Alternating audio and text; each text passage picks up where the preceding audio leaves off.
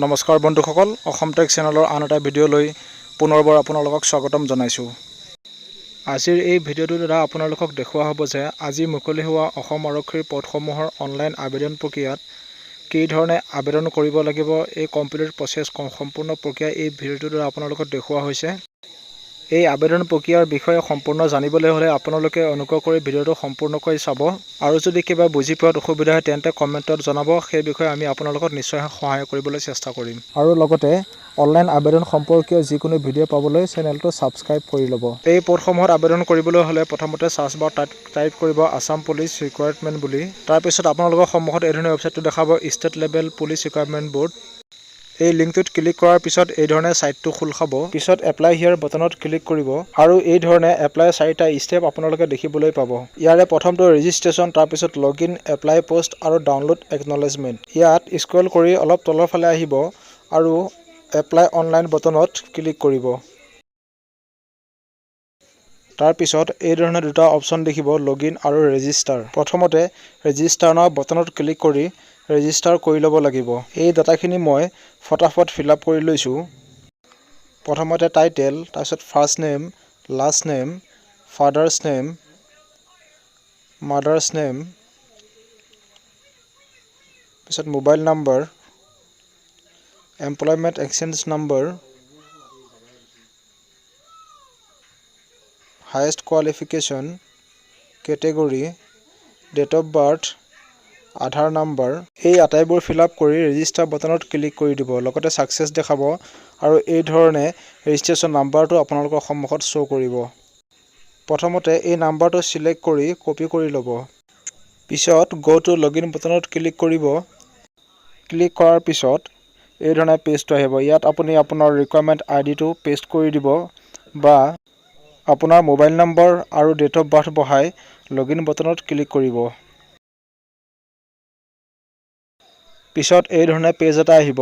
ইয়াত আপুনি আটাইবিলাক পোষ্ট দেখিবলৈ পাব। যিটো পোষ্টত আপুনি আবেদন কৰিবলৈ বিচাৰে সেই পোষ্টসমূহ আপুনি ইয়াত বাছনি কৰি ল'ব আৰু বাছনি কৰাৰ পিছত পোষ্টসমূহৰ সোঁ চাইডে এপ্লাই বুলি আপুনি এটা অপশ্যন দেখিবলৈ পাব।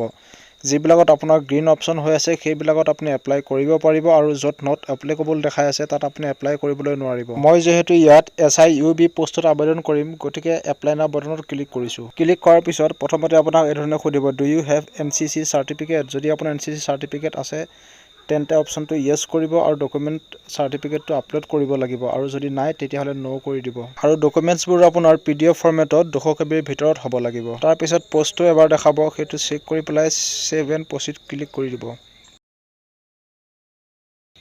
তাৰপিছত এই ধৰণে ডকুমেণ্টছ আপলোডৰ অপশ্যনবোৰ দেখাব। ইয়াত আপুনি প্ৰথমতে PRC, age proof, employment certificate, photo, signature এই আদিবোৰ আপলোড কৰিব লাগিব। মই ডকুমেণ্টছবোৰ আপলোড কৰি লৈছোঁ। পিছত ফটো আপলোড কৰিছোঁ। পিছত ছিগনেচাৰ আদি সকলোবোৰ আপলোড কৰি লৈ অলপমান তলৰ ফালে স্ক্ৰল কৰিব আৰু যিবোৰ অপশ্যন ফিল আপ কৰা হোৱা নাই সেইবোৰ অপশ্যন ফিল আপ কৰিব। নেশ্যনেলিটি, ৰিলিজিয়ন, ইমেইল ID এইকেইটা ফিল আপ কৰি ল'ব। তাৰপিছত আপোনাৰ পাৰ্মানেণ্ট এড্ৰেছটো ইয়াত লিখিব। প্ৰথমতে ভিলেজ লিখিছোঁ, পিছত পোষ্ট অফিচ, তাৰপিছত পিন নম্বৰ, তাৰপিছত পুলিচ ষ্টেচনটো চিলেক্ট কৰিব আৰু পিন কোড লিখিব। পিছত আপোনাৰ যদি পাৰ্মানেণ্ট এড্ৰেছ আৰু কৰেছপণ্ডেঞ্চ এড্ৰেছ একে হয় তেন্তে same as permanent address click কৰিব। পিছত ছেভ এণ্ড প্ৰচিড বটনত ক্লিক কৰিব। ক্লিক কৰাৰ পিছত এই ধৰণে এডুকেশ্যন কোৱালিফিকেশ্যনৰ অপশ্যনবোৰ দেখাব। ইয়াত প্ৰথমতে মেট্ৰিকুলেশ্যনৰ আপুনি ডিটেইলছবোৰ ফিল আপ কৰিব আৰু লগতে চাৰ্টিফিকেটটো আপলোড কৰিব। তাৰপিছত যদি হায়াৰ ছেকেণ্ডেৰী পাছ কৰা আছে তাৰ ডিটেইলছবোৰ দিব আৰু ডকুমেণ্ট আপলোড কৰিব। তাৰপিছত যদি গ্ৰেজুৱেশ্যন কৰা আছে তাৰ ডিটেইলছ আপুনি ভৰাব আৰু পাৰ্চেণ্টেজ, ইয়েৰ অফ পাছিং আদিবোৰ লিখি ডকুমেণ্টছ আপলোড কৰিব আৰু তাৰপিছত ছেভ এণ্ড প্ৰচিড প্ৰিভিউ বটনত ক্লিক কৰিব। তাৰপিছত এই ধৰণে ফৰ্মখন আপোনাৰ সন্মুখত দেখাব। যদি ফৰ্মখনত কিবা ভুল হৈছে তেতিয়াহ'লে তাকো আপুনি শুদ্ধ কৰি ল'ব পাৰিব। সেই আটাইবোৰ চেক কৰি সম্পূৰ্ণ চেক কৰি একেবাৰে তলৰ ফালে আহিব আৰু কনফাৰ্ম বটনত ক্লিক কৰি দিয়াৰ পিছত এই ধৰণে আহিব আৰু আপুনি ইয়াত OK কৰি দিব। OK কৰাৰ পিছত আপোনাৰ মোবাইলত এটা OTP আহিব 4টা সংখ্যাৰ। সেই OTPটো বহাই আপুনি ছাবমিট বটনত ক্লিক কৰি দিব। সাবমিট বাটনত ক্লিক কৰাৰ পিছত এই ধৰণে আহিব। ইয়াত আপুনি ওকে কৰি দিব। ওকে কৰাৰ পিছত আপোনাৰ এইটো আবেদন কমপ্লিট হৈ গৈছেগৈ।